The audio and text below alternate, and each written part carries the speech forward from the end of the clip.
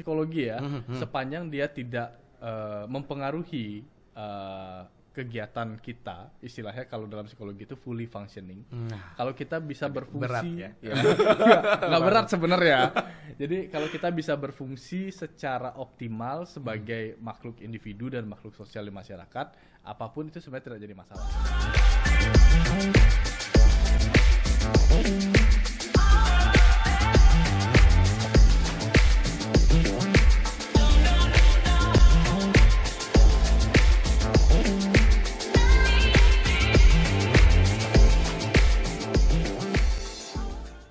Sahabat kreatif, selamat datang di podcast RRI Singaraja. Nah, kalau kayak begini nih ya, lihat kamera artinya untuk kebutuhan YouTube. Jangan lupa di subscribe ya. Kalau pengen tahu siapa yang akan hadir terus di podcast RRI Singaraja, komen aja di comment section.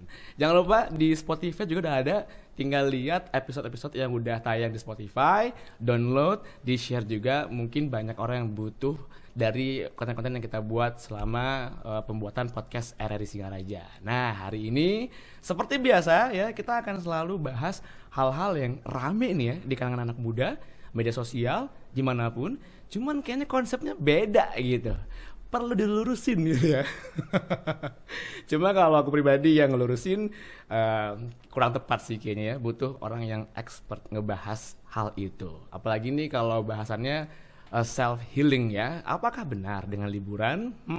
Langsung kita sapa aja yang sudah keundang di studio kita hari ini ya. Ada seorang psikolog, Dewa Gede Firstia Wirabrata. Selamat datang. Halo, ya selamat datang. Ini untuk sahabat kreatif yang enggak gitu ya. Kalau kita pernah ngobrol untuk podcast perdana. Ya. Soal Apa ghosting. Ya? Oh iya. Tapi itu udah lama banget ya. Lama loh kan.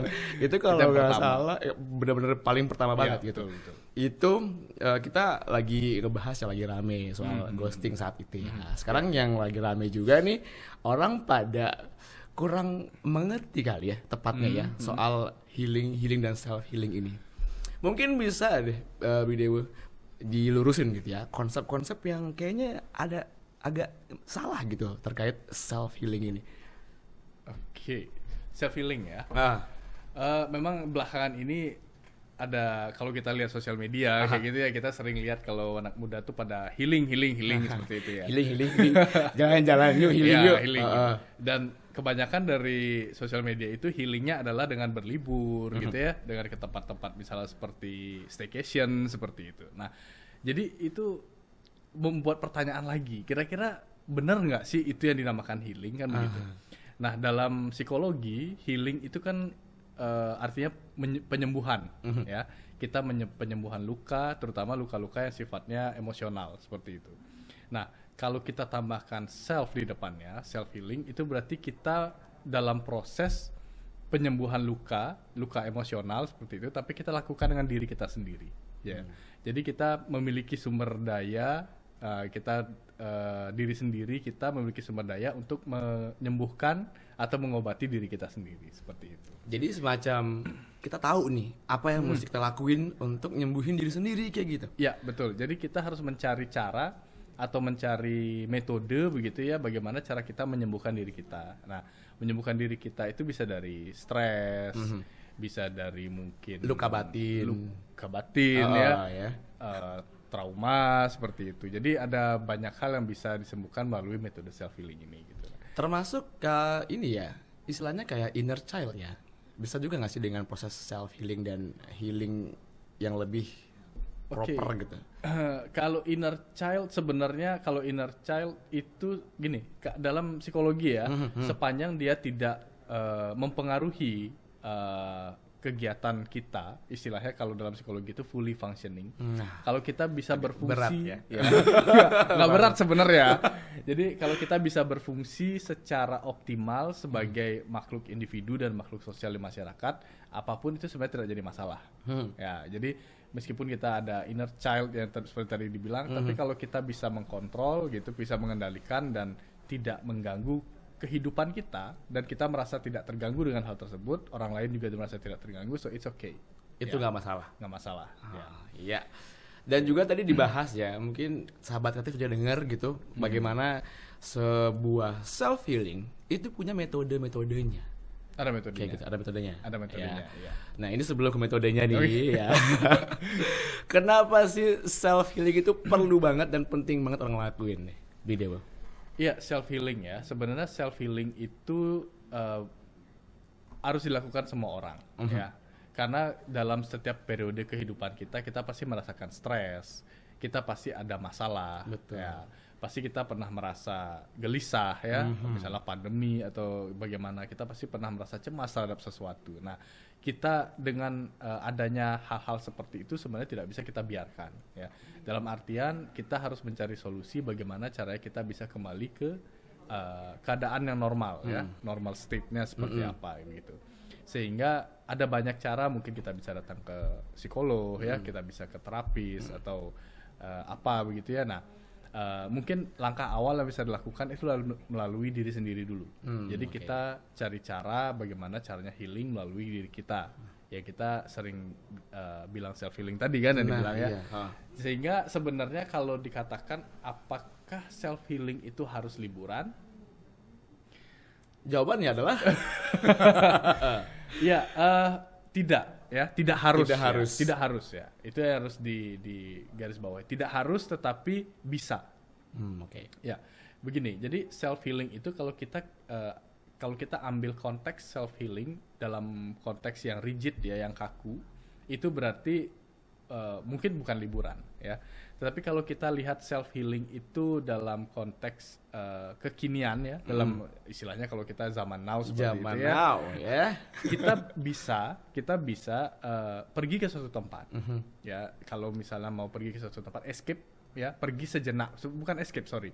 Jadi bukan kabur ya, tapi kita pergi sejenak dari rutinitas. Ambil jeda gitu ya. Betul. Ada jedanya dari stresor itu, pergi suatu tempat, tapi perbedaannya yang terjadi sekarang itu adalah tujuannya.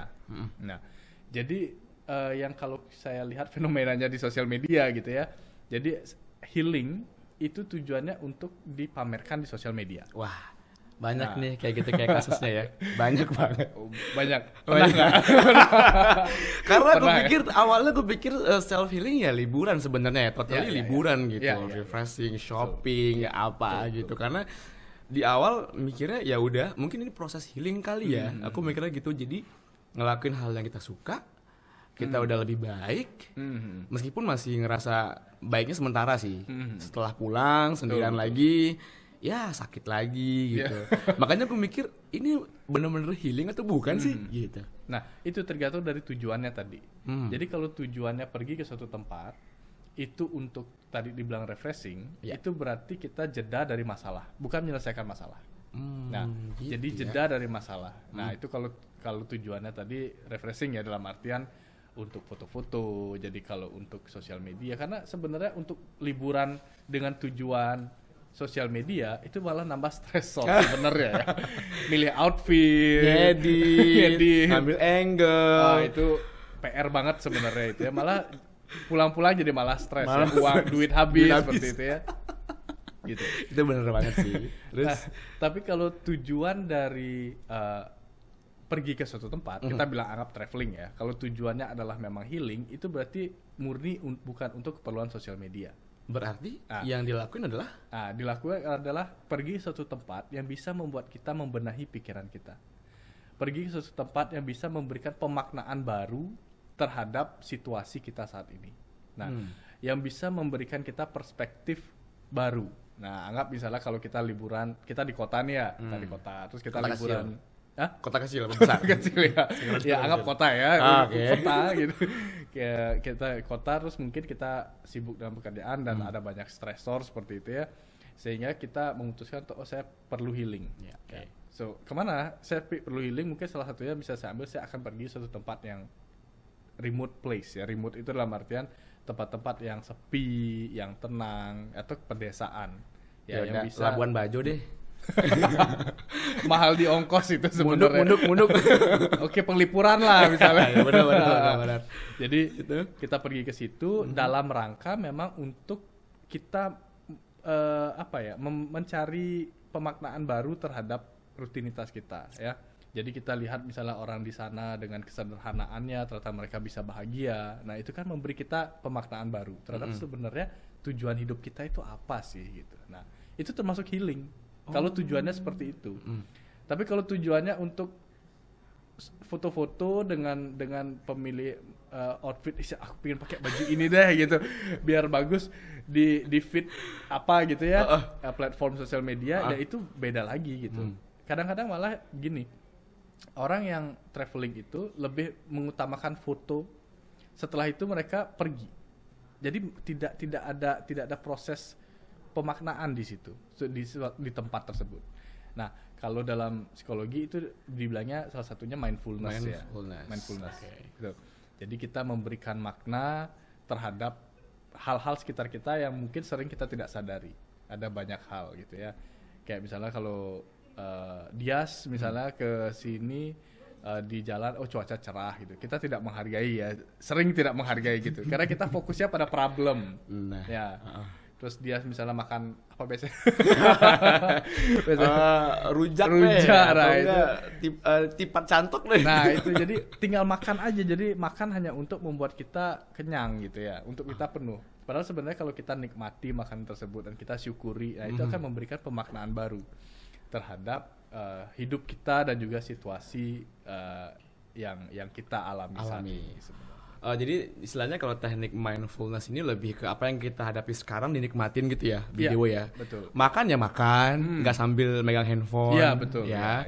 Atau misalnya lagi liburan ya benar-benar liburan. Benar liburan. Tanpa kamera, tanpa proses ngedit, tanpa ada yang namanya foto-foto dulu sementara. Betul. Itu healing ya. Itu healing. Benar-benar menikmati semuanya sampai akhirnya ngerasa kalau banyak perspektif yang nggak kayak kita kira gitu. Udah berubah, lebih baik lagi, datang-datang seger gitu. Iya, itu penyembuhan karena dengan kita menyadari bahwa hakikat hidup kita seperti apa, kita mau kemanapun kita juga akan tetap healed ya, sembuh ya. Jadi kalau misalnya dalam konteks pekerjaan kita merasa, saya kok tidak dapat promosi seperti itu ya. Terus habis itu kita pergi suatu tempat dan melihat seperti saya tadi bilang, mereka orang di desa hidup sederhana tapi mereka happy. But the point of life sebenarnya kan happiness, gitu. Itu memberikan pemaknaan baru, ya. Sehingga itu termasuk healing, gitu. Ya. Tidak dengan foto-foto dan upload ke sosial media dan hitung likes, hitung likes dan komen. Juga. It's not healing actually ya. Itu bukan. Ya. Ini berarti untuk mereka yang memang proses healingnya lebih ke cari pemaknaan baru gitu ya. Iya. Ini butuh waktu yang berapa lama, Bro Dewo? Apa tergantung tingkat masalahnya? Atau tergantung dia bisa nerima dengan cepat atau enggak? Oh, kalau itu kita balik lagi ke perbedaan individu ya, individual difference ya. Jadi seberapa jauh mereka bisa memaknai perjalanan mereka atau seberapa jauh mereka bisa memaknai situasi baru seperti itu. Sama seperti kita kalau misalnya kita berdua, misalnya ada orang yang ngebully kita berdua, mungkin saya lebih sakit hati dibanding Dias. Kenapa gitu? Ya itu pemaknaannya. Lebih ke pemaknaan sendiri. Interpretasinya gitu. Jadi ada orang yang pemaknaannya, ya udah dibully sekali, saya juga biasa ngebully kan biasanya, atau misalnya ya udah nanti saya tinggal misalnya saya tinggal hobi main gitar udah lupa gitu. Tapi kalau saya mungkin saya punya trauma masa kecil mungkin ya. Ini contoh aja. Saya punya trauma masa kecil, saya juga mungkin kurang ada kasih sayang, sebenarnya sedih banget ya.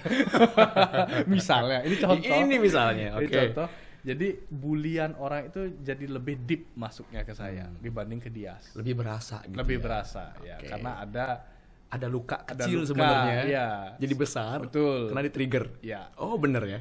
Iya, betul. Sehingga pemaknaan saya terhadap hal kecil itu pasti negatif.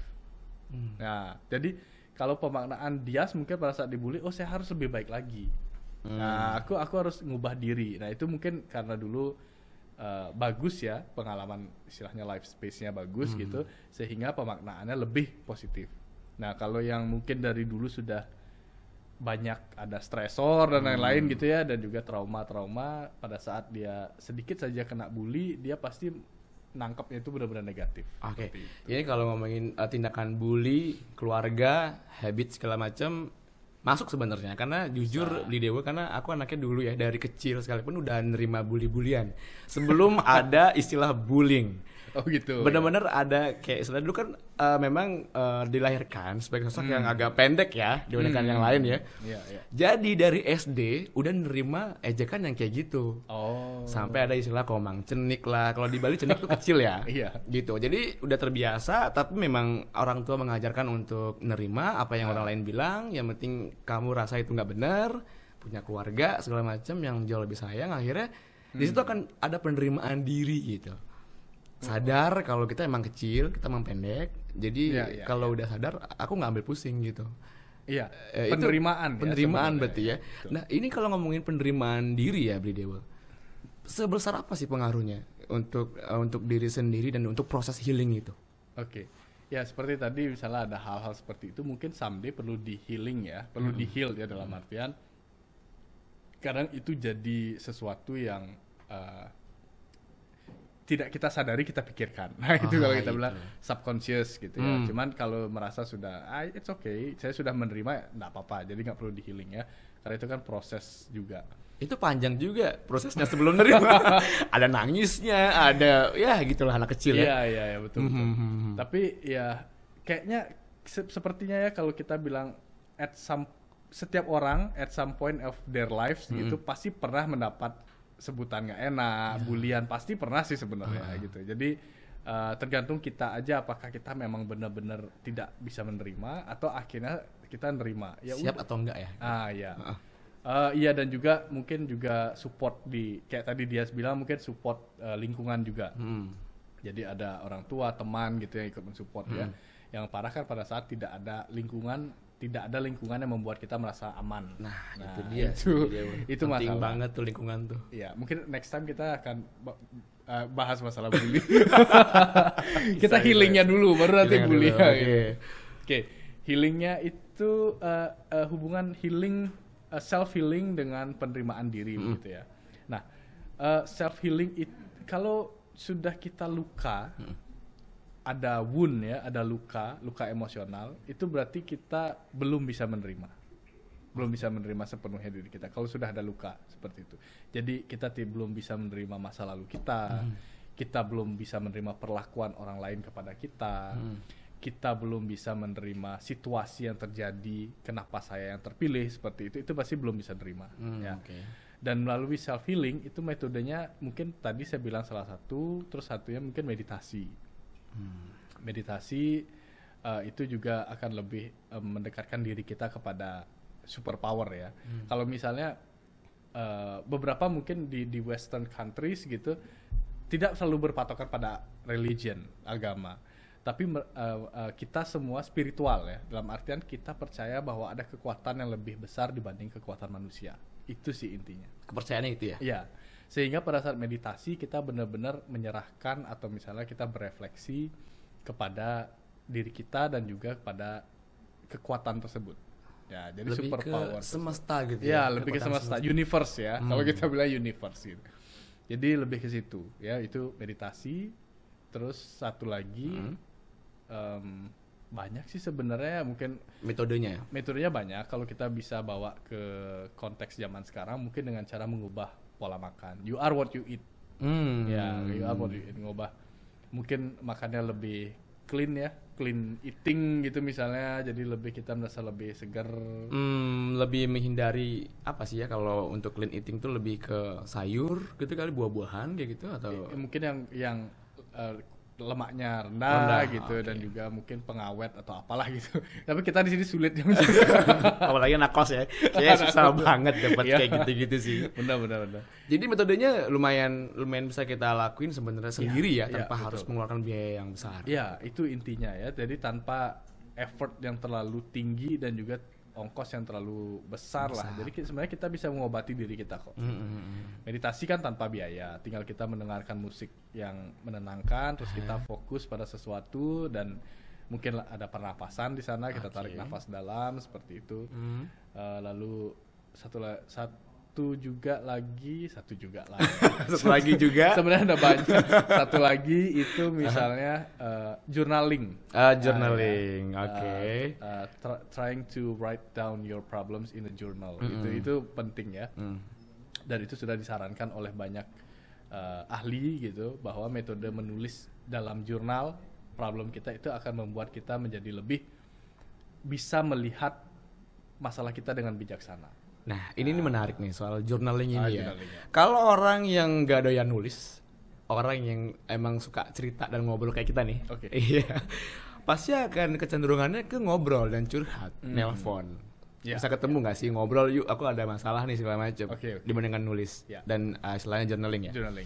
Jadi pertanyaannya, journaling itu impactnya sebetulnya apa sih? Kayak gimana sih proses journaling itu sampai akhirnya ini sangat disarankan dilakuin? Ya, dalam journaling itu adalah salah satu metode self healing ya. Jadi kalau kenapa harus journaling? Bukan kenapa harus, kenapa disarankan. Untuk journaling itu pada saat kita emosi, ya, misalnya kita merasa stresor gitu, kita mengeluarkan emosi. Ya, mengeluarkan emosi itu harus. Jadi emosi tidak harus dipendam. Hanya saja caranya yang konstruktif ya, dan juga tidak mengganggu orang lain. Ya. Salah satunya ya journaling itu, jadi emosi kita tumpahkan ke dalam tulisan seperti itu. Kita buat tulisan-tulisan apa, dan pada saat kita menulis kita juga sebenarnya mengelola masalah loh. Jadi, dalam tulisan itu ya? Iya, dynamic writing itu kan. Jadi kita pada saat kita nulis, kita itu sebenarnya mengkategorikan masalah.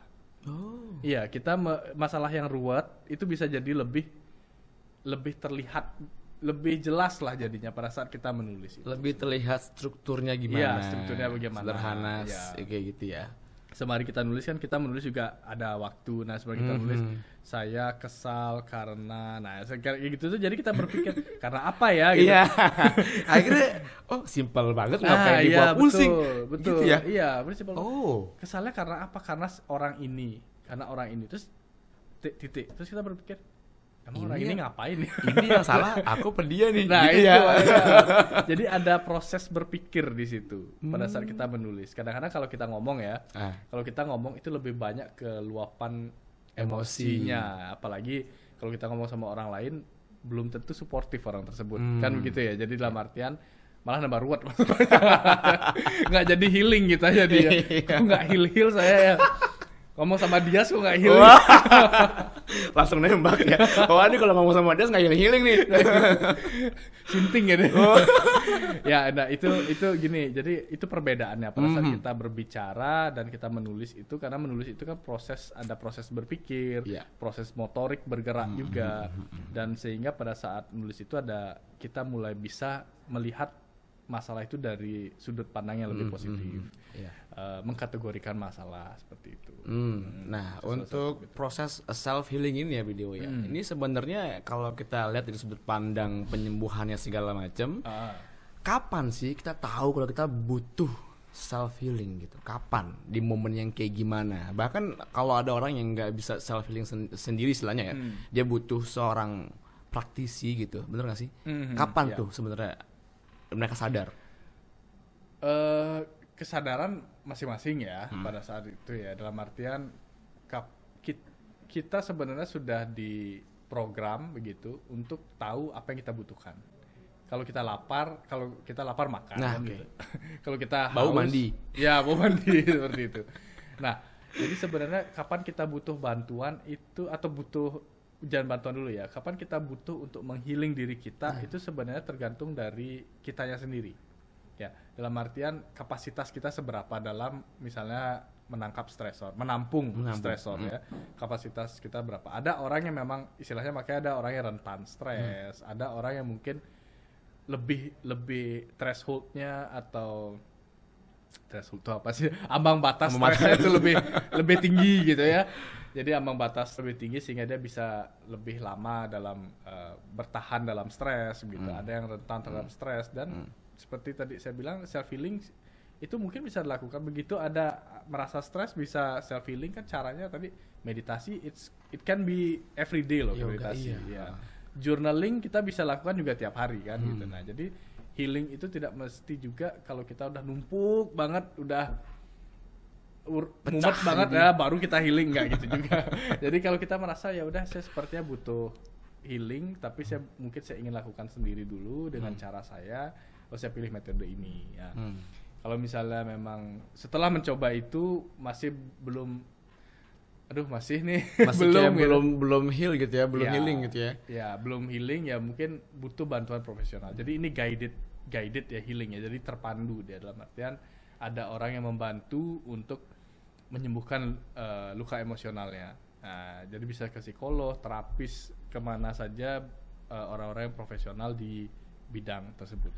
Mungkin kalau bisa dibilang ada fase di mana mereka saking mumetnya gitu sampai ada sakit-sakit gitu kali ya, kalau namanya ini ya ngerasa butuh self healing ya, benar nggak sih?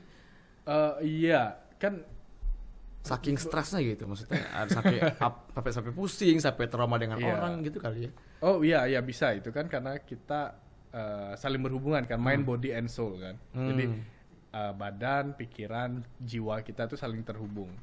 Bahkan ada di psikologi itu penyakit yang memang disebabkan oleh pikiran. Jadi istilahnya psikosomatis. Nah, jadi kita merasa sakit padahal sebenarnya dalam medis itu tidak ada yang salah. Hanya saja kita yang merasa bahwa kita sakit. Overthinking bukan? Overthinking. Oh, masuk ya? Iya, hipokondria. Tahu hipokondria kalau tidak tahu. Hipokondria itu excessive fear. Jadi ketakutan berlebihan terhadap penyakit. Oke. Ya, itu banyak sekarang nambah banyak karena ada internet. Iya. Sampai akhirnya mereka juga belum mulai paham juga ya di internet. Iya, betul. Pusing dikit kanker otak. Karena itu hipokondria. Jadi mereka benar-benar nyari di internet. Nah, itu perlu healing juga sebenarnya. Itu hipokondria namanya. Jadi ada orang yang biasa saja sakit kepala, aduh minum obat, tidur, selesai. Tapi kalau ada orang yang memang tendensi hipokondria, sakit kepala dia akan Google, dia nggak akan pernah puas untuk meng-Google sampai dia nemu yang paling ekstrim. Nah, itu hipokondria. Dan dia ketakutan sendiri terhadap hal tersebut. Itu memicu penyakit-penyakit lain ya. Iya. Beli dewa ya. Oke, gitu. Banyak kok yang kayak gitu. Dia perlu healing juga itu. Iya. Wah, ini kalau ngebahas healing sebenarnya udah panjang. Kita bisa bahas ini lebih dari 20 menit sebenarnya ya. Iya. Atau mungkin bisa konsultasi ke DM-nya Beli Dewa, kira-kira kemana ada kan ya? Ada arahnya harus kemana kan? Kalau cek di Instagramnya Beli Dewa ya. Karena kebetulan sebagai psikolog juga sering bertemu dengan klien-klien untuk hal-hal yang seperti ini. Sering. Hanya saja kadang-kadang banyak klien itu yang kayak tidak mau menyadari, istilahnya denial ya, menyangkal gitu ya. Tapi itu memang itu reaksi manusia lah, dalam artian itu pasti reaksi kita pada saat kita menemukan hal yang surprising, mengejutkan, pasti kita enggak kok gitu, pasti langsung gitu kan ya. Tapi perlahan someday pasti akan accept. Kayak nggak percaya gitu ya. Iya. Tapi tenang aja ya sahabat kreatif, untuk sakit fisik ada obatnya, termasuk juga sakit batin, sakit hati itu ada obatnya kok ya. Cuman tergantung nanti kitanya siap ngelakuinnya, siap nerima diri atau enggak ya. Sampai akhirnya semua bisa teratasi dengan baik dan tidak mengganggu lingkunganmu dan keluargamu sendiri gitu ya. Dan pastinya hari ini kita udah nggak bisa panjang lebar lagi nih ngebahas soal ini. Bisa ya untuk sahabat kreatif bisa request kita mau bahas apa, undang siapa lagi ya di comment section YouTube. Pastikan juga sudah follow Spotify kami, Spotify RRI Singaraja. Oke, sampai ketemu lagi di podcast berikutnya. Bye.